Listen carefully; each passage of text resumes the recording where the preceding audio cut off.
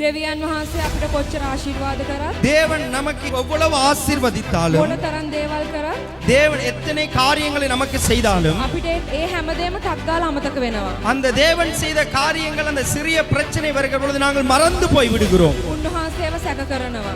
தேவனை நாங்கள் சந்தேகப்படுகிறோம். අයියෝ ස්වාමිනී මේ දේ වෙයිද? ஐயோ தேவனே இது எனக்கு முடியுமா? අයියෝ ස්වාමිනී ඔබ වහන්සේ මට ආශිර්වාද කරයිද? ஐயோ தேவனே நீர் என்னை ஆசீர்வதிப்பீரா? අයියෝ ස්වාමිනී ඔයා මාත් එක්ක ඉන්නවද? ஐயோ தேவனே நீர் என்னோடு கூட இருக்கிறீரா?